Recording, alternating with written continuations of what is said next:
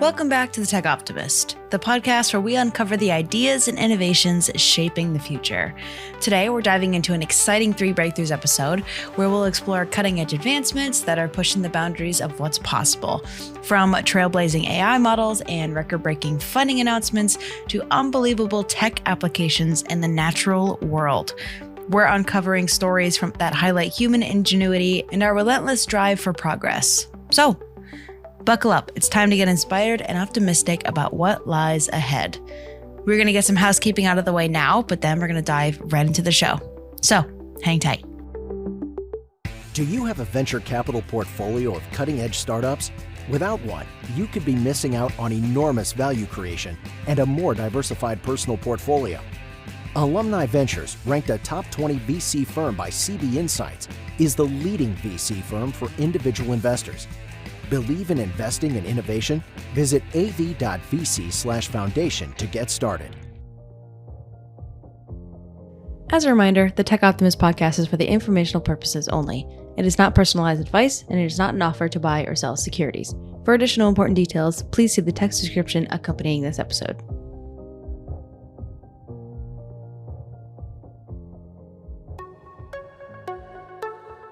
Welcome to the first 3 Breakthroughs episode of 2025. Mike Collins and Lucas Pash dive headfirst in the transformative tech trends shaping the new year. I try to do this with one of our young and rising talents, and this quarter I'm going to do it with Lucas. Thank you so much. And as a recently minted 34-year-old with a newborn, I appreciate being called young and up and coming. I appreciate that. So they kick things off with a thrilling discussion about AI's unstoppable momentum. From OpenAI's jaw-dropping updates to Google's Gemini research assistant, they unpack how these tools are rewriting the rules of productivity and problem solving. Next, they explore a fascinating new frontier, physical AI. Lucas highlights NVIDIA's vision for robotics that adapt, think, and act, hinting at a not-so-distant future where AI isn't just digital, but deeply integrated into the physical world. The conversation then heats up as they tackle net neutrality's repeal. Mike and Lucas break down the game-changing ruling and its potential impact on internet fairness, innovation, and even your favorite streaming service and how that might play into all of this. And then lastly, they round things out this episode with a look at drones and how robotics are shaping logistics. From Amazon's decade-long journey to launch drone delivery to Waymo's self-driving taxis hitting the streets, 2025 is poised to revolutionize how we live, work, and move. Now, this episode is a roller coaster ride of tech breakthroughs, bold bets, and future possibilities. So, buckle up and let's dive into it. Hey, welcome to the new year and this episode of 3 Breakthroughs, an Alumni Ventures podcast. In 2025, we're offering this exclusively to our AV customers. So it's something that, we have something like 11,000 customers now. They value what we're talking about, what we're thinking about, what we're excited about. So we're going to just hop right into it. It seems like, we're recording this on January 8th. The last month has been a little crazy. I'm going to just, I just think we have to recognize that the pace of AI is just continuing to be mind-boggling. That we had, we have trillion-dollar companies in kind of blood sport. And we had OpenAI with kind of the 12 days of AI, kind of introducing new models, new features, new price points. We had a bunch of commentary coming from Sam Altman about feeling that we're on the path to, agents, superintelligence, that this is now near term, not long term. And I think just people are very excited about kind of the power of these models. Every day they're able to solve harder things. I think there's a recognition that, some of it is overkill for normal people looking at normal things. But if you're doing hard stuff, there is now, a model and a pricing tier that is still disruptively advantageous to you over, hiring 3 PhD students to do the work.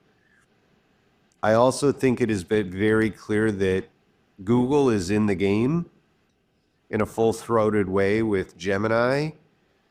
Their research tool, where you put in a prompt, it goes searches 50 to 100 websites, writes a research report that is commensurate with an MBA in minutes, is just one example of it, as well as access to its reasoning model. So, I was talking to a group at lunch today about, AI is more than one thing. There's definitely kind of the research angle. There's definitely the language model to help you write better.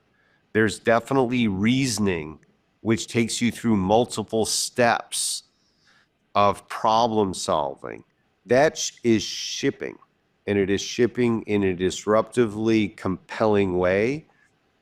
And I think we are on the verge of even more powerful reasoning models. And then I think agents are coming, where the ability to take multi-step business tasks, break them down, and assign some or all of that workflow to software is coming and coming fast. So I think just the pace of innovation and change is happening quickly. I think a lot of the inside scuttlebutt is 2025 may even, if not exceed, at least match the pace of 2024. So I think if we look at how much has been accomplished in this front in 2024, I think we're going to see at least that amount, if not more, in 2025. So, I think it is impacting jobs today. I think it is starting to impact employment. I think there are groups of small companies that are trying to do the work of big companies.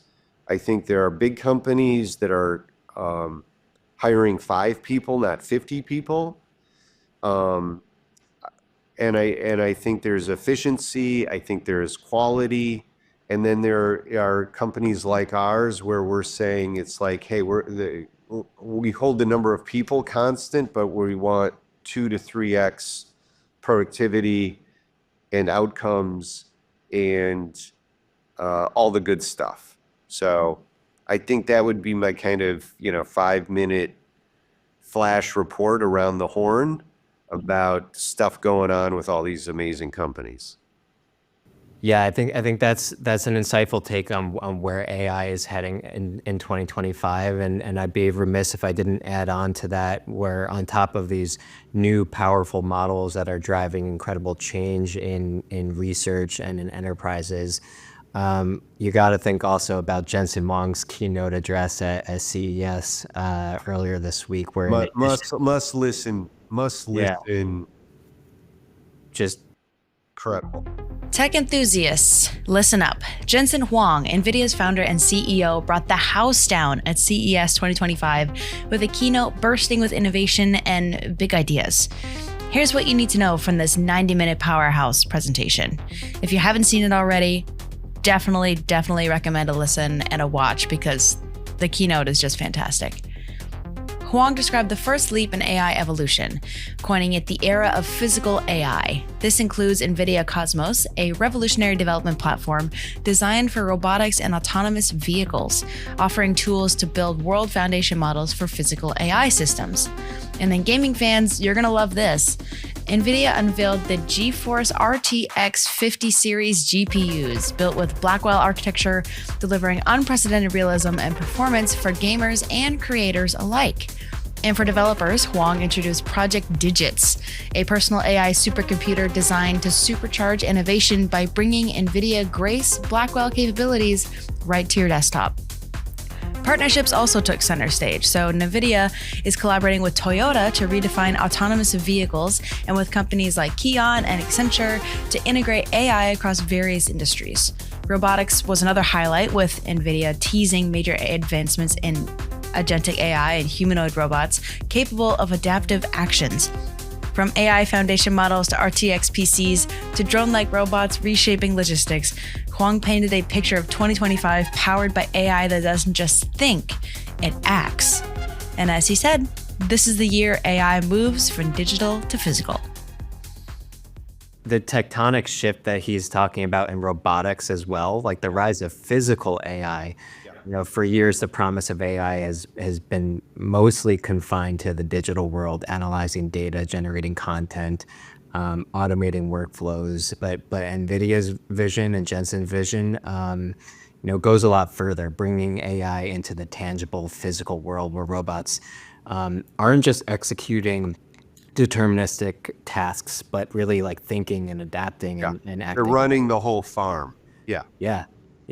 So I don't know if that's a 2025 thing that is in market, but the path is getting illuminated more quickly. And I do think I think it's very important for those of us that are interested in technology and innovation and venture capital. It's very important to listen to these voices, and so I think it's kind of required listening to hear,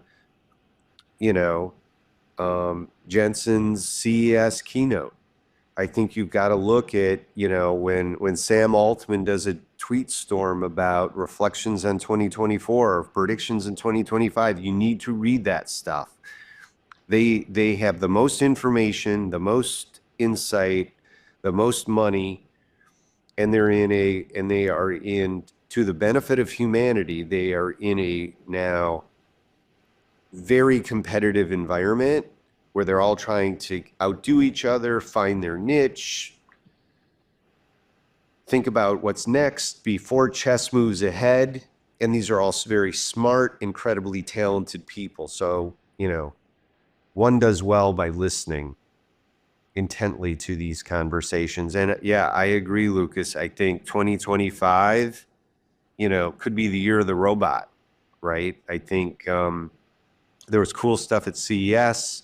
Clearly, we've seen this in the drone world, where it's redefining kind of, military information. You have a $50,000, drone taking out a $5 million tank. So, I mean, I think this stuff's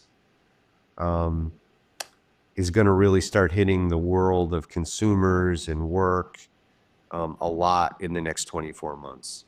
What do you have? What's your second breakthrough of the week you want to talk about?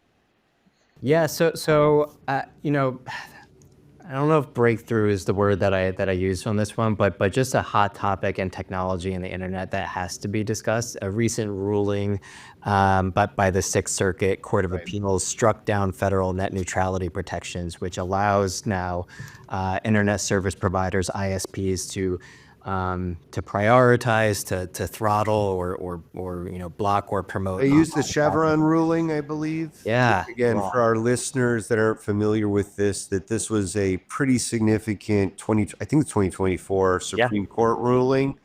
It basically said a lot of federal agencies have to really prove that they have explicit mandates to do stuff or prove it in court. And so it throws into questions a lot.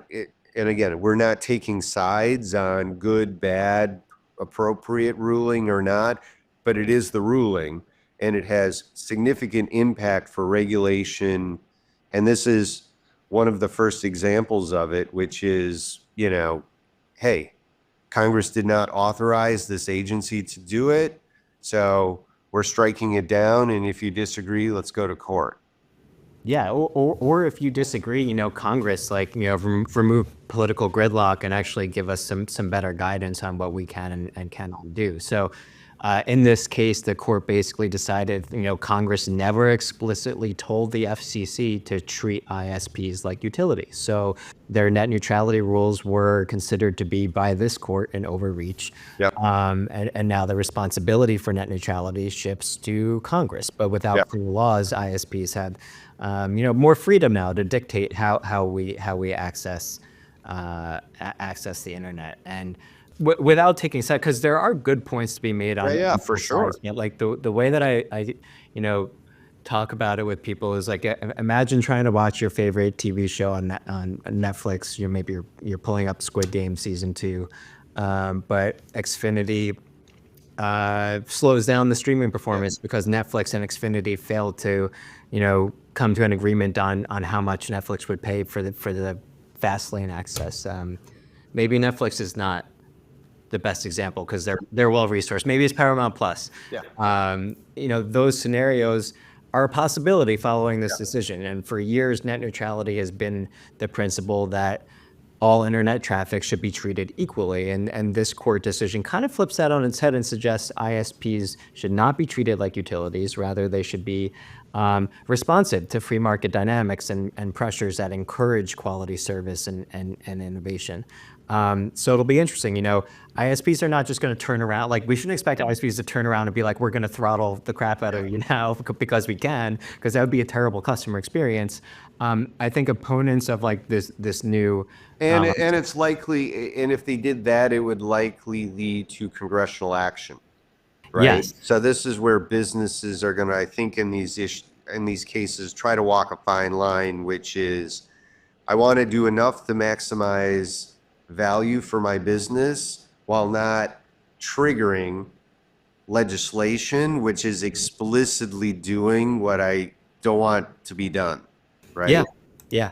So I think this is a great case study of the profound nature of this ruling and how it will impact people's lives, good and bad. Yeah. Right?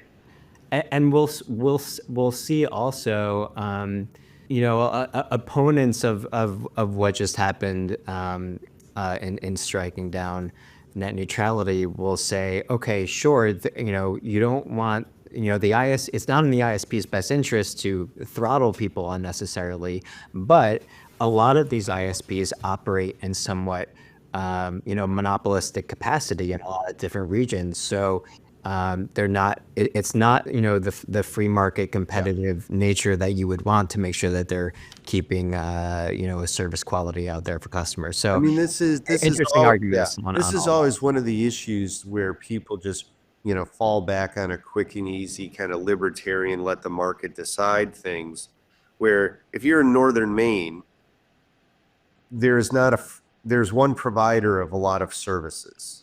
It is not a free market.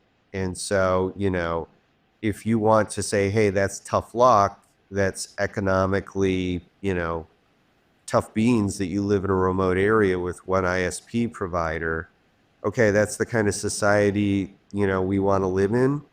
I don't think that's always the case. I think there are still parts of society and life here where we say, hey,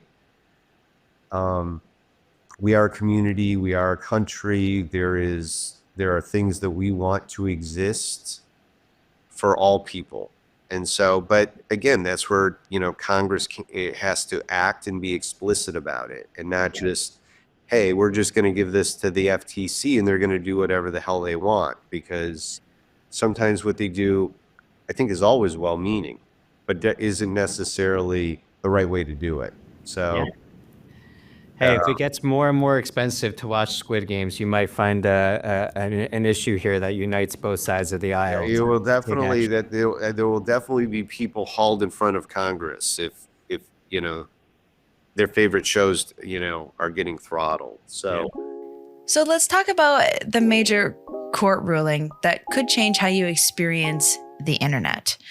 On January 2nd, 2025, the U.S. Court of Appeals for the Sixth Circuit struck down the FCC's net neutrality rules. So here's what that means. The court decided that broadband providers, like your internet company, are classified as offering an information service, not a utility. Because of this, the FCC doesn't have the legal authority to enforce net neutrality, so those rules that make sure all internet traffic is treated equally. This decision follows the Supreme Court's 2024 overruling of the Chevron doctrine, which we've talked about quite a few times on this show, which limited how federal agencies can interpret ambiguous laws. Now, internet service providers have more freedom to prioritize, slow down, or even block certain sites or services. So now imagine Sarah, a small business owner in northern Maine running an online shop. Her internet service is provided by her local ISP available in her area, a common situation in rural communities. With the recent court ruling eliminating federal net neutrality rules, her ISP can now prioritize certain websites or services for additional fees or throttle access to others. For Sarah, this might mean slower load times for her website unless she pays extra for a faster service. Streaming platforms she uses for marketing or customer engagement, like Zoom or YouTube, could also face slower speeds if they don't strike deals with her ISP. In areas like hers, where competition among ISPs is almost non-existent, Sarah has little recourse to switch providers. So this could lead to higher costs for her small business and potentially alienate her customers due to poor online experience. Meanwhile, in urban areas with more ISP options, businesses may remain relatively unaffected, further increasing the urban-rural digital divide. This example highlights how the court's decision could disproportionately impact those in remote regions, reinforcing the need for state-level protections or alternative solutions to ensure fair internet access. Now, Mike and Lucas here are going to talk about both sides of this argument, where the other side being where we need more innovation in the field. Kind of like an opportunity for more people to be innovative and to create solutions around this ruling. Commercial break incoming. Sit tight. We'll be back. Exceptional value creation comes from solving hard things. Alumni Ventures Deep Tech Fund is a portfolio of 20 to 30 ventures run by exceptional teams who are tackling huge opportunities in AI, space, energy, transportation, cybersecurity, and more. These game-changing ventures have strong lead venture investors and practical approaches to creating shareholder value. If you are interested in investing in the future of deep tech, visit av.vc/deeptech to learn more. The last one is, again, kind of Amazon really, I think this is the bigger story of drones. We talked about this a little bit, 2025 being a year of robotics. CES had a bunch of consumer stuff that looked super interesting. There are clearly now robots that are going to come out at the $1,000 to $2,000 range that are going to be able to do things in your home, providing security, providing simple task management. These things are coming. I think they're going to be affordable. I think the delivery, and again, some of this is happening and we're probably a little behind to what's going on in China, but the ability to kind of get food delivery from a drone to kind of drop it on your porch exists there much better than it does in the United States. But, Amazon has some stuff coming. And, the percentage of Americans who get stuff from Amazon on a weekly basis is enormous. And so, I think 2025 is the year where, 2024 we started to see with Waymo robo-taxis, right? And for people in San Francisco and a few other markets that have experienced them, they love them. And you look at market share for Waymo in San Francisco is growing up really, really fast. Yeah. And like a lot of things that start in California and bleed to the rest of the country, that just says, in 5 years that's in Des Moines, and, in 10 years it's everywhere. Yeah. So, Waymo was the story of self-driving taxis 2024. I was out in Vegas, was starting to see them. Yep. And I think 2025 is you're going to see drone delivery starting to, again, few markets, anecdotal, weird shit happening that'll make the local news. But I think that 2025 is going to be the year where, you're going to get your stuff dropped on your porch. Yeah. So let's talk about Waymo. the autonomous driving company that's been redefining how we think about transportation. Their journey from experimental tech to practical innovation is nothing short of remarkable. Waymo vehicles have now covered over 40 million miles on public roads, including operations in urban hubs like San Francisco and Phoenix. In fact, in 2024, Waymo saw a 30% year-over-year increase in ride requests across its operational cities, with over 250,000 monthly users opting for self-driving rides. So what's fueling this growth? Waymo's ability to operate efficiently in complex environments is what is fueling it. Recent reports highlight their Phoenix operations, where 80% of rides are fully autonomous, with no backup driver on board. Meanwhile, in San Francisco, they've seen significant adoption, with 50% of rides autonomous, a huge leap compared to just 2 years ago. Waymo's impact is expanding beyond the consumer market as well. Partnerships with logistic companies are piloting autonomous delivery and freight services, contributing to Waymo's $2 billion revenue forecast for 2025. So whether it's commuting, delivering packages, or simply navigating city streets, Waymo is accelerating toward a fully autonomous future. And it seems like 2025 is shaping up to be the year where self-driving truly becomes the mainstream. I think 2025, on Waymo, I think 2025 is the year where, at least in San Francisco, you get more Waymo rides by volume over the course of the year than you do, driven Uber and Lyft rides. Yeah. I think you look at the charts, it's just happening, right? Yeah. And for Amazon and the drone delivery program, what a testament to how much effort and resourcing this takes. Jeff Bezos first announced Amazon's drone delivery program, I think it was like a 60 Minutes episode in 2013, and it felt like a really big, audacious claim. This symbol of Amazon's obsession with pushing boundaries, but it took over a decade to materialize.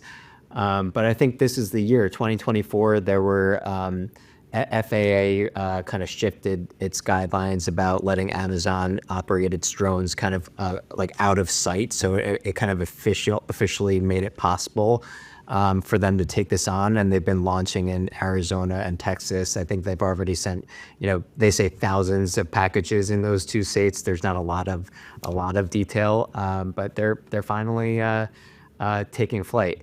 They have a lot of ground to work on for kind of coming down the cost curve. The New York Times did a big expose on their program just a few weeks ago. I think they could only operate like 7 drones inside of an hour right now, and it's one package at a time. Yeah, it's sucky. So, but it's happening though, and it's cool to see them take flight. No, and again, I think it also points to a couple of things. One is, listen, we all believe in capitalism. We all we hate monopolies. We want innovators, but sometimes things just take a lot of money and a lot of time, and it takes a entrepreneurial persona who just is going to be insanely committed and persistent and gritty to solve problems. And Bezos falls into that category, which he has for 30 years been willing to make big bets, big investments, do hard things, fail, do things that take a decade of trial and error and sticking with it.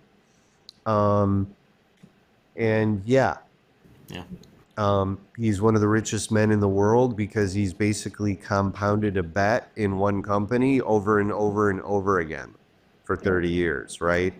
And so I'm not deifying him or Musk or any of these guys, but I think you have to acknowledge that, society gets moved forward by innovators and innovative companies doing hard things and doing things that are more than just what's going to be a quick buck for the next quarter. So I think when they have breakthroughs like Waymo, again, think of the money, the time Google put into that to just, make it work in one city.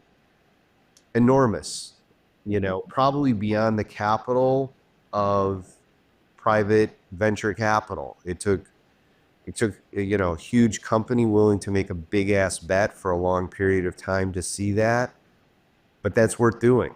So hats off, drones, AI,